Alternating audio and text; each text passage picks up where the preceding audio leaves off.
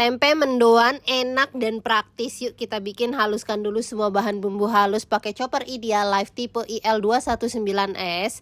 Lanjut kita masukkan tepung-tepungannya dan bumbu halus. Campurkan juga ketumbar dan juga kaldu bubuk. Kasih kunyit bubuk ya sama air, aduk rata.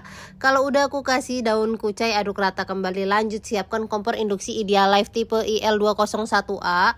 Dia ini touchscreen dan low watt ya, dan bisa diatur suhunya. Terus kalau udah kita balurin tempenya ke tepung yang udah kita racik, panaskan minyak lalu kita goreng. Ini aku gorengnya pakai fry pan dari Ideal Life tipe IL22B. Dia ini satu set ya, ada kaserol sama ada fry pannya juga. Kalau udah mateng kita angkat. Ini nggak usah sampai kering ya, namanya mendoan itu tempenya setengah basah.